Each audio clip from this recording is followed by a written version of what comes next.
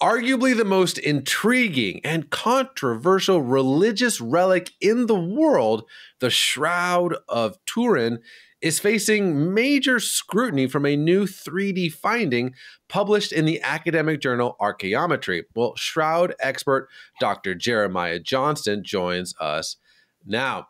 All right, my brother, let's get right to the controversy. What is in this new finding? Yeah, well, I just kind of laugh when it's being so boisterously said that the shroud has been debunked.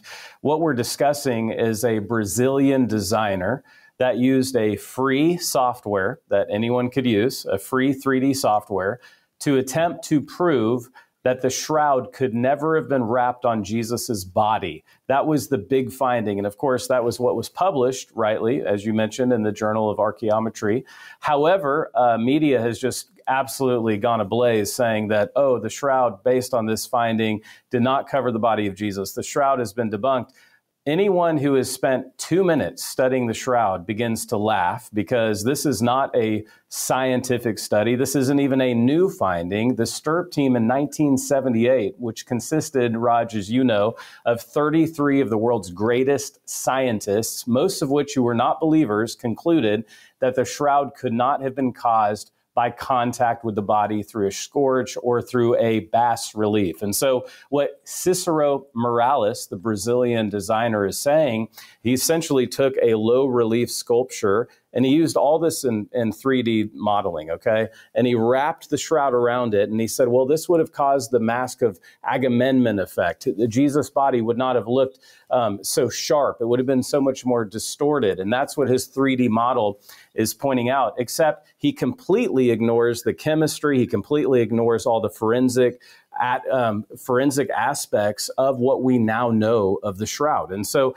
it really is laughable to think that this would call into question any of the scientific findings. It's interesting that when this big article was released was right during the international conference on the Shroud of Turin in St. Louis, Missouri, where I and many other thinkers, scholars, and those that actually read and create the science and actually attest to it, we were actually studying and having the conference when this thing came out. So the timing's intriguing as well.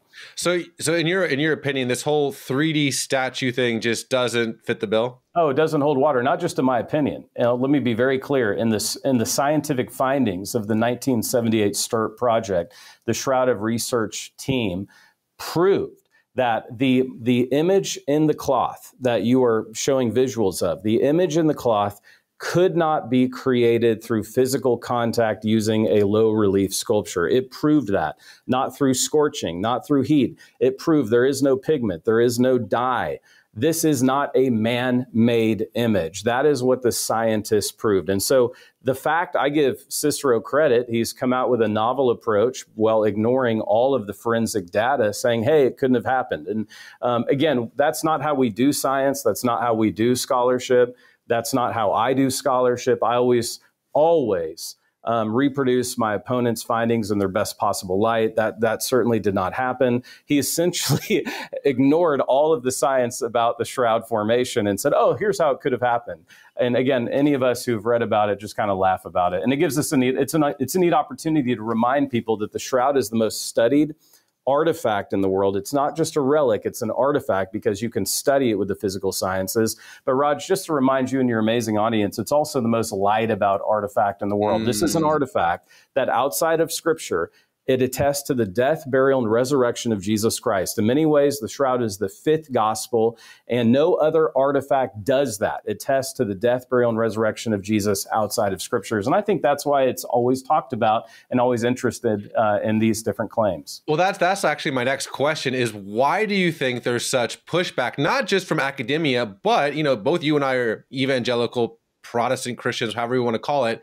And I feel like for folks from a Roman Catholic perspective, Greek Orthodox perspective, it's not that hard to get on board. But I feel like, and I get it, there's this pushback of relics. You go to Italy, you go to Spain, they're like, this is the crown of, so you're like, all right, relax. Yeah. But I think the question is, why do you think there is such a hesitancy amongst evangelicals to believe this is an actual this is what it claims to be. And then also there's all these misunderstandings of what the shroud is, because people say, well, there's a burial cloth. What about this? What about that? Can you clear some of that up for us? Raj, you're asking all the right questions. One of the reasons that evangelicals are reticent to understand the shroud is because we have the dumbest Christians of all time in our churches. We have the most inept sermons that have ever been preached in our sermons. So Christians who do not know the Bible to begin with then hear that there are there's evidence from the material culture, and they don't know what to do with this. And then there are some overly pious evangelical Christians who will say to me, Dr. Johnston, my faith is so sound, I don't need evidence for my faith. And I always listen respectfully, Raj, and then I remind them, you have a better faith than any of the New Testament writers had.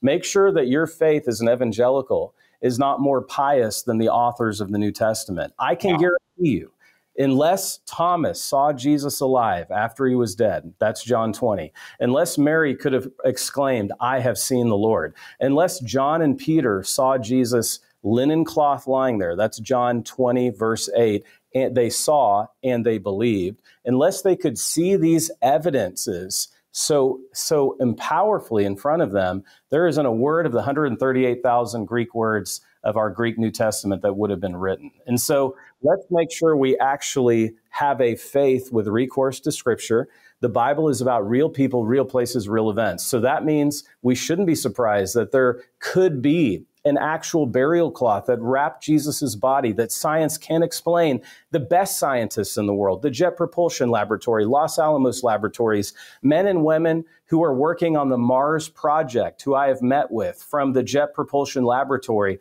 they're working on sending men and women to Mars, and they say, Jeremiah, we still have no idea how this image was formed in the Shroud of Turin. That's pretty amazing science, and that's what we would expect if Jesus did physically, bodily rise from the dead, in which we believe that. Wow. You touched on so many things there, brother. I agree completely. The idea that our faith isn't just blind faith, which I actually think is a beautiful thing, right? I think faith looks less like blind faith and more like trust, more like I believe in your faithfulness, more like I have seen, I've touched, it's real, it's true. You really did rise from the grave, which I already know the comment section is going to get a little spicy with that one, but I think it's a great discussion. And it's one that we have to have. Adon is the Greek word to see. Guess how many times it's used in the New Testament? 186 times. Guess how many times it's used in the resurrection chapter of John 20? 11.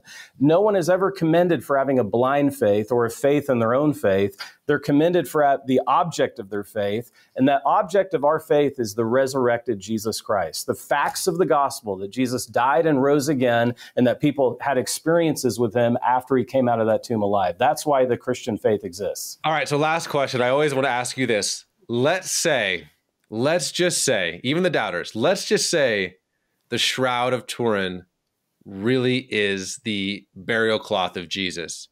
What does that mean? Well, I believe that the Shroud of Turin is the burial cloth of Jesus because I'm not irrational. And therefore, that is just another layer of evidence outside of Scripture that proves that Jesus physically, bodily rose from the grave. This was no spiritual resurrection. People did not see a phantom or a ghost. This was a physical bodily resurrection that defies science. We believe that something powerful happens at the moment of resurrection, not only in Jesus's life, but in our future resurrection, that allowed his body to appear and disappear in rooms at will. He could be in different places. His body was otherworldly and it was undieable. And that should give everyone watching this video hope, because John 14:19 says, because Jesus lives, you and I will live also. Every shred of evidence for Jesus's resurrection proves our own future resurrection. And that fires me up. And so if it's real, it's just another layer of evidence that validates everything Jesus said and did. Let's go. Dr. Jeremiah Johnston, my brother. Thank you so much, my friend, and God bless. Bless you.